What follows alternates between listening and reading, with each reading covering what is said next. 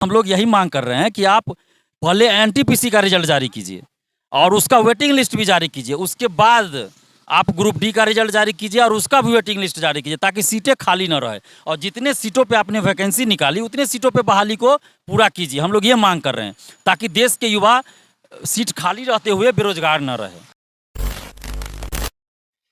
जय हिंद दोस्तों, आप देख रहे हैं पब्लिक पोल पॉइंट्स। और अभी फिलहाल group D RRB group D का आंसर की जारी हुआ था, जिसके बाद लोगों का मतलब कुछ छात्राओं का हमारे कमेंट बॉक्स में बहुत सारा कमेंट आया है कि जिस तरह से अभी वेटिंग लिस्ट को हटा दिया गया है उसको लेकर के लगातार छात्र हमारे कमेंट बॉक्स में कमेंट कर रहे हैं कि वेटिंग लिस्ट पर एक वीडियो बनाइए, वेटिंग लिस्ट को लेकर के एक सवाल खड़ा कीजिए। अभी हमारे साथ दिलीप जी हैं, जो कि छात्र हित में लगातार और निरंतर प्रयास करते हैं और लगातार बहुत सारे प्रयास इनका कामयाब भी हुआ है। और ये कहीं ना कहीं एक छात्र के लिए एक बहुत बड़ी प्रेरणा भी है कि जब भी किसी छात्र की कोई भी समस्या होती है तो खुलकर सामने आते हैं। सबसे पहले स्वागत है सर आप। जी बहुत बहुत धन्यवाद। अच्छा सर, अभी एक आरआरबी जो भी रेलवे का जो भी एग्ज़ाम हुआ था उसका आंसर की भी जारी हुआ है, उसके बाद काफ़ी छात्राओं का लगातार शिकायत है, कहीं ना कहीं उनको एक परेशानी हो रही है कि जो वेटिंग लिस्ट है इसको वेटिंग लिस्ट जो है उसको हटा दिया गया है। इसको लेकर के क्या कहते हैं? देखिए, सरकार की मंशा साफ झलकती है कि सरकार नौकरी नहीं देना चाहती है, सरकारी नौकरी नहीं देना चाहती है। एनटीपीसी का जब रिजल्ट आया था सीबीटी का, उस समय भी सरकार ने ये साजिश रची थी कि एक ही स्टूडेंट का 3-3 जगह 4-4 जगह रिजल्ट हो गया था। जब इतना व्यापक पैमाने पे आंदोलन हुआ, जिसकी शुरुआत बिहार में हुई और बिहार के कई जिलों में आंदोलन हुआ, तब जाके सरकार ने वापस लिया और जितना रिजल्ट देना था उतना स्टूडेंट्स का रिजल्ट दिया गया। और अभी फिर से सरकार ने एक साजिश रची है कि कैसे सीट खाली रखा जाए। इसलिए सरकार ने क्या किया, रेलवे भर्ती बोर्ड ने क्या किया कि सबसे पहले वेटिंग लिस्ट को समाप्त कर दिया। उसके बाद एनटीपीसी का रिजल्ट पहले दिया जाना चाहिए, लेकिन सुनने में आ रहा है कि ग्रुप डी का रिजल्ट पहले देने की बात हो रही है। तो इसमें क्या होगा कि ग्रुप डी में जिनका सिलेक्शन होगा उसमें से हजारों ऐसे अभ्यर्थी होंगे जिनका सिलेक्शन एनटीपीसी में भी हो जाएगा, तो वो सभी लोग एनटीपीसी ज्वाइन करेंगे, ग्रुप डी को छोड़ देंगे और सीटें खाली रह जाएगी। ऐसी परिस्थिति में लगभग 30,000, 40,000 क्या 50,000 तक सीट खाली रह सकती है। और ग्रुप डी में ज्वाइन करने के बाद भी बहुत सारे ऐसे अभ्यर्थी होंगे जिनका कहीं ना कहीं सिलेक्शन अगर हो जाता है, दरोगा में हो, सिपाही में हो या फिर क्लर्क में हो, तो वो लोग भी छोड़ देते हैं। तो ऐसी परिस्थिति में 50,000 के लगभग ग्रुप डी में सीट खाली रह जाएगा। और पहले का भी इतिहास देख लीजिए तो ग्रुप डी में सीट खाली होते रहा है। तो पहले क्या था कि वेटिंग लिस्ट जारी होता था तो उससे सीट को भर दिया जाता था, लेकिन इस बार वेटिंग लिस्ट को समाप्त कर दिया गया कि वेटिंग लिस्ट जारी नहीं होगा। तो इसमें क्या होगा कि सीट खाली रह जाएगा। और सरकार यही चाहती है कि सीट खाली रह जाए और जितना सीटों पे हमने वैकेंसी निकाली उसमें आधा सीट भर दे, आधा सीट खाली रखे, और फिर वही आधा सीट वाला वैकेंसी निकाल के दिखा दे कि हम नया वैकेंसी निकाले और 2024 के लोकसभा चुनाव में वोट बैंक की राजनीति कर ले। अच्छा, मतलब अभी जो वेटिंग लिस्ट का क्या है कि फंडा होता है कि जिस तरह से अभी एनटीपीसी का भी जो एग्ज़ाम हुआ था, आरआरबी एनटीपीसी का, उसमें उसका भी अभी तक कहीं ना कहीं अभी उसका मेरिट लिस्ट जारी नहीं हुआ है ना। और ग्रुप डी का भी अभी एग्जाम, मतलब इस दोनों को मिला करके एक बार में वो पूरा सीट कवर किया जाएगा और बाकी जो खाली बचेगा उसको वैकेंट रखा जाएगा। हाँ बिल्कुल, ये होना चाहिए। हम लोग यही मांग कर रहे हैं कि आप पहले एनटीपीसी का रिजल्ट जारी कीजिए और उसका वेटिंग लिस्ट भी जारी कीजिए। उसके बाद आप ग्रुप डी का रिजल्ट जारी कीजिए और उसका भी वेटिंग लिस्ट जारी कीजिए, ताकि सीटें खाली ना रहे। और जितने सीटों पे आपने वैकेंसी निकाली उतने सीटों पे बहाली को पूरा कीजिए। हम लोग ये मांग कर रहे हैं ताकि देश के युवा सीट खाली रहते हुए बेरोजगार न रहे। इससे यही नुकसान होने वाला है कि सीट खाली रह जाएगा और जो लोग उसमें जो हकदार हैं जो बेरोजगार रह जाएंगे, वो बेरोजगार सड़क पे रह जाएंगे। और इतना साल से वो इंतजार कर रहे हैं नौकरी का। 2019 में वैकेंसी आई मार्च में, लोकसभा चुनाव से ठीक पहले, और फिर 2024 का लोकसभा चुनाव आने वाला है, लेकिन ये बहाली अभी तक पूरी तो नहीं हुई है, जबकि इसको पूरा हो जाना चाहिए था, 2020 तक पूरा हो जाना चाहिए था।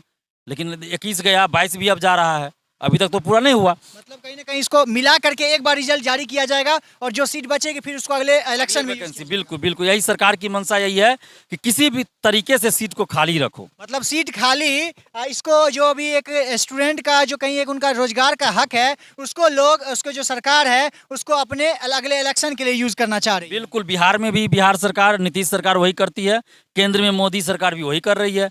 नीतीश जी भी शिक्षकों की बहाली निकालते हैं, 94,000 निकला बहाली, 42,000 पे बहाली पूरा हुआ, बाकी सीट खाली रह गया। तो ये तो होता है, बिहार में चल रहा है। और अब उसी की नकल कहीं नरेंद्र मोदी जी अब करने लगे हों कि वैकेंसी निकाल दो, दिखा दो कितना लाख वैकेंसी निकाल रहे हैं, और आधा सीट भरे आधा खाली रह जाए। अच्छा सर, आप लगातार छात्रों के लिए प्रदर्शन करते हैं, सड़क पर भी उतरते हैं, ट्विटर हैंडल पे ट्वीट करते हैं, मतलब बहुत तरह की आपका निरंतर प्रयास रहता है छात्र हित के लिए। तो क्या अभी जिस तरह से अभी जब से ये रूल हुआ है, जब से इसका नोटिफिकेशन आया है, तब से छात्र लगातार इसको लेकर के परेशान हैं और कहीं ना कहीं लगातार इसको लेकर के सवाल उठा रहे हैं और कहीं ना कहीं हम लोगों को भी कमेंट में बोलते हैं कि इसके खिलाफ सवाल खड़ा कीजिए, इसके खिलाफ आवाज़ उठाइए। तो आप इसके लिए क्या करने वाले हैं? देखिए, छात्र जब भी कहेंगे हम उनके साथ सड़क पे भी आंदोलन करने के लिए तैयार हैं, ट्विटर पे भी तैयार हैं।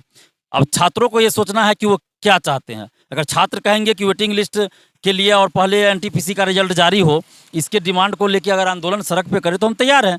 हम उनके साथ, उनके कंधा से कंधा मिला के चलने के लिए तैयार हैं और आंदोलन करने के लिए हम तैयार हैं। लेकिन हमारा आंदोलन लोकतांत्रिक ढंग से और शांतिपूर्वक होगा। छात्रों को ये बात माननी पड़ेगी, हम किसी भी तरह की हिंसा वाला आंदोलन नहीं कर सकते हैं। तो शांतिपूर्वक और लोकतांत्रिक ढंग से आंदोलन करेंगे। अगर छात्र जब हमें कहेंगे हम उनके साथ आंदोलन करने के लिए तैयार हैं। अच्छा, मतलब आप इसको लेकर के भी लगातार आप इनके साथ खड़ा होने के लिए तैयार हैं? बिल्कुल, एनटीपीसी में भी हमने साथ दिया था आंदोलन में, आगे भी देंगे। जब एनटीपीसी का एग्जाम नहीं हो रहा था उस समय भी हम लोगों ने साथ दिया था और अभी भी दे रहे हैं, आगे भी देंगे। बिल्कुल सर, क्योंकि कहीं ना कहीं यहाँ के जो युवाएं हैं, कुछ छात्र हैं, उनको आपसे बहुत उम्मीदें भी लगी रहती है कि कहीं ना कहीं कुछ होगा तो दिलीप भैया हमारे साथ होंगे। इस पर क्या कहना चाहेंगे? देखिए, वो युवाओं की उम्मीदें बंध चुकी है, इसलिए क्योंकि 4 साल से लगातार हम छात्र हित में काम कर रहे हैं और जहाँ भी छात्रों के साथ गलत होता है, सरकार किसी की भी रहे, हम छात्रों के साथ खड़े रहते हैं। इससे पहले जदयू बीजेपी की सरकार थी बिहार में, उस समय भी हम स्टूडेंट्स के हित में लड़ रहे थे। अभी जदयू आरजेडी की सरकार है तो भी हमने बीपीएससी के लिए आंदोलन किया है परसेंटाइल के खिलाफ और उसमें सफलता भी दिलाई है। तो हमारा इससे कोई मतलब नहीं कि सरकार में कौन है। अगर छात्रों के साथ जहां भी अन्याय होगा वहां हम छात्रों के साथ न्याय दिलाने के लिए, छात्रों को न्याय दिलाने के लिए लड़ेंगे। अच्छा, इससे पहले नॉर्मलाइजेशन था जिसको लेकर के काफ़ी लोग परेशान भी रहते थे कि नॉर्मलाइजेशन है, बहुत परेशानी करता है, और उसके बाद फिर आया है अब परसेंटाइल। तो क्या लगता है नॉर्मलाइजेशन के कंपैरिजन में ये परसेंटाइल वाला जो नया रूल आया है, क्या कहीं ना कहीं ये छात्रों के लिए फायदेमंद है? देखिए, उससे तो ज़्यादा ठीक जरूर होगा, लेकिन इसका ईमानदारी से फॉलो होना चाहिए, पालन होना चाहिए। ऐसा नहीं कि परसेंटाइल के नाम पे अगर बेईमानी कर ले रेलवे भर्ती बोर्ड, कोई, सभी तो नहीं करेंगे, कोई रेलवे भर्ती बोर्ड अगर बेईमानी कर ले या शिक्षा माफिया इसमें हावी होकर किसी भर्ती बोर्ड में बेईमानी करवा दे तो फिर छात्रों के साथ अन्याय होगा। तो ऐसा नहीं होना चाहिए। अगर ईमानदारी से किया जाए तो ये देखने वाली बात है कि आगे क्या होता है, तो रिजल्ट के बाद ही पता चलेगा। जो छात्र अभी परेशान है इसके आंसर की के बाद जो ये नोटिफिकेशन आया है उसको लेकर के जो परेशान है उस छात्रों से क्या कहना चाहेंगे? मतलब जो काफ़ी डिप्रेस में आ गए हैं, काफ़ी परेशानी से मतलब जूझ रहे हैं, उनको क्या कहना चाहेंगे? देखिए, छात्रों से हम यही अपील करेंगे कि आप डिप्रेशन में ना जाएं, हमेशा सच्चाई के रास्ते पे चलिए और सही तरीका से आंदोलन कीजिए।